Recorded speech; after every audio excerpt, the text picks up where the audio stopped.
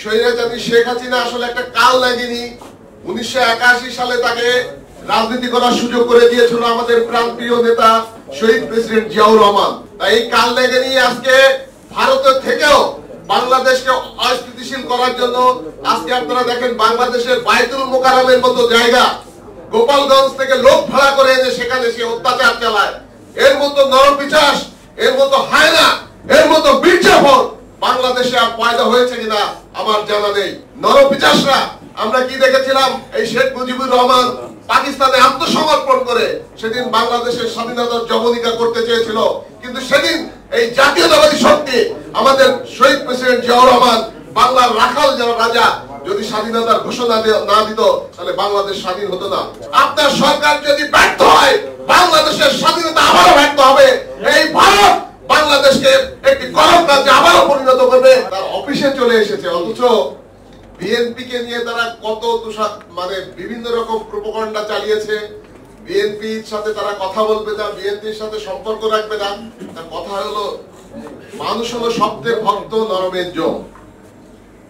যেভাবে এই স্বৈরাচারী শেখ হাসিনা সারা বাংলাদেশটাকে একটা করক রাজ্যে পরিণত করতে চেয়েছিল, ভারতের অঙ্গরাজ্যে পরিণত করতে চেয়েছিল, ভারত আজকে ব্যর্থ হয়ে সে আজকে দিশাহারা।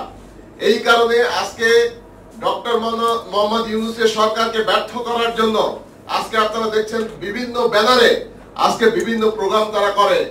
এই সমস্ত ভাইদের কাছে জানতে চাই, যখন 15 বছর এই স্বৈরাচারী শেখ হাসিনা ক্ষমতায় ছিল তখন আপনাদের এসে দাবি দাবা কোথায় ছিল?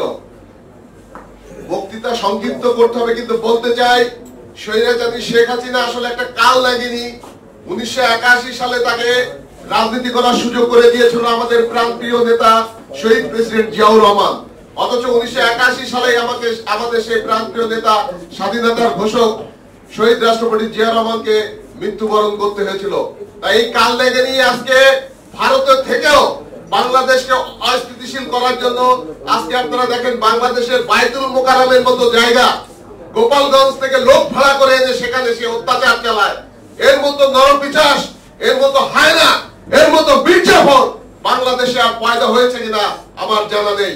তাই এই স্বৈরাচারী শেখ হাসিনাকে কথায় কথায় সে আজকে পদত্যাগের কথা বলে, একে বাংলাদেশে এনে ফাঁসির কাছে ঝোলানোর ব্যবস্থা করতে হবে।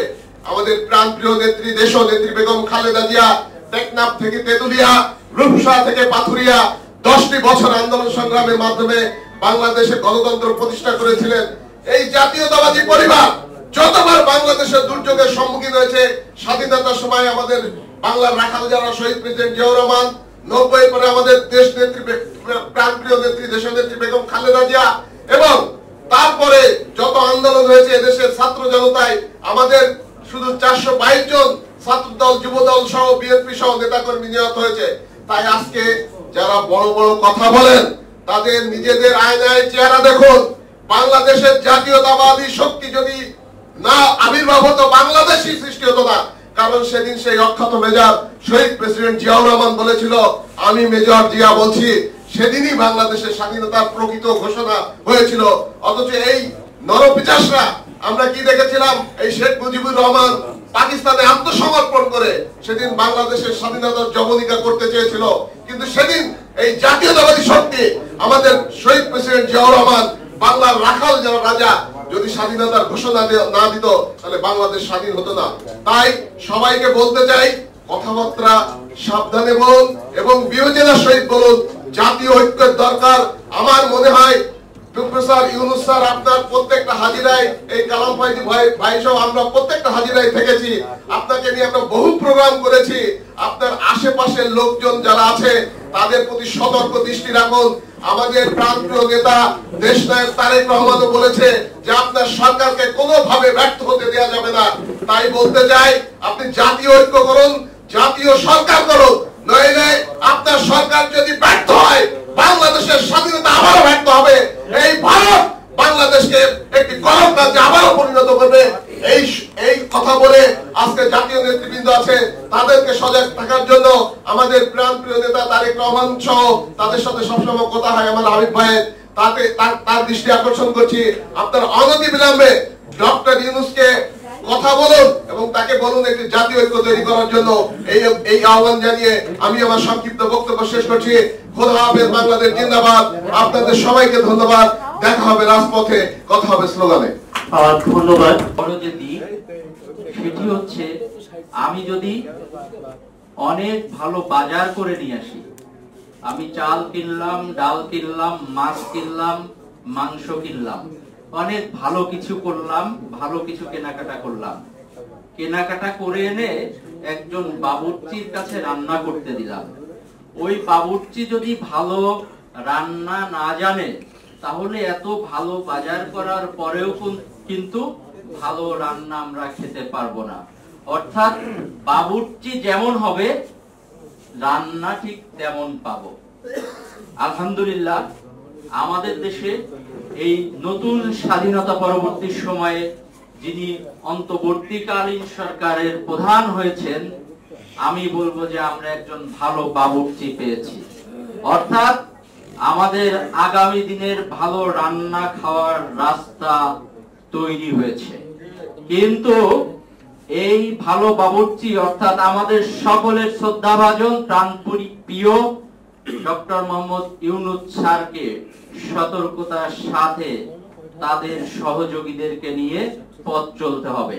কারণ বাংলাদেশের প্রতিটি রন্ধে রন্ধে গত 17 বছরে আওয়ামীকরণ করা হয়েছে। আওয়ামীকরণের মধ্য দিয়ে বাংলাদেশকে একটি ব্যর্থ রাষ্ট্রে পরিণত করার চেষ্টা করা হয়েছিল। কিন্তু গত 5 আগস্ট বাংলাদেশের আপামর জনসাধারণ এবং ছাত্র জনতার আন্দোলনের মধ্য দিয়ে সেই অপচেষ্টাকে সমূলে উৎখাত করার মধ্য দিয়ে একটি নতুন বাংলাদেশের জন্ম দেওয়া হয়েছে। আমি মনে করি এই বাংলাদেশ কোন শেডলেস বাংলাদেশ হবে না। আমি বিশ্বাস করতে চাই, বিগত দিনে যেমন করে বাংলাদেশকে বিধবা রমণীর সুন্দরী কন্যা হিসাবে পৃথিবীর মানচিত্রে উপস্থাপন করেছিল ওই আয়না শেখ হাসিনার সরকার, আমরা সেই কথা ভুলে যেতে চাই। বাংলাদেশ আগামী দিনে আর বিধবা রমণীর সুন্দরী কন্যা হতে চায় না। বাংলাদেশ অভিভাবকহীন বাংলাদেশ হতে চায় না। বাংলাদেশ রাষ্ট্র আগামী দিনে পথ চলবে বাংলাদেশের স্বকীয়তা নিয়ে। আগামী দিনের অর্থনৈতিক সমৃদ্ধি অর্জনের মধ্য দিয়ে বাংলাদেশ রাষ্ট্রকে নেতৃত্ব দিবে দেশের তরুণ এবং যুবক সম্প্রদায়, যারা বাংলাদেশকে নিয়ে বিগত 17 বছরের সংগ্রাম করেছে, যাদের বুকের তাজা রক্ত এই বাংলার জমিনে ঢেলে দিয়ে বাংলাদেশকে নতুন স্বাধীনতা এনে দিয়েছে। ওই সমস্ত তরুণ এবং যুবক সম্প্রদায় আগামীর বাংলাদেশ গঠনের জন্য সামনের দিক থেকে নেতৃত্ব দিবে।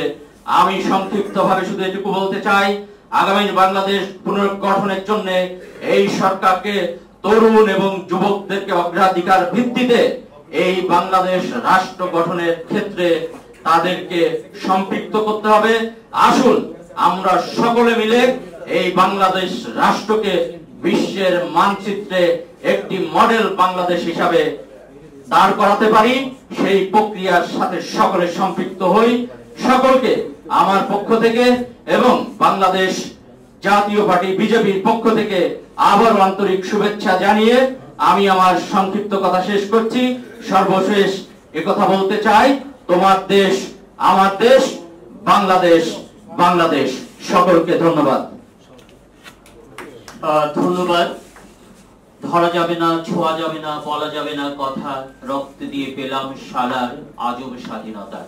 2009 সাল পিলখানা হত্যাকাণ্ডে শহীদ কেন্দ্রীয়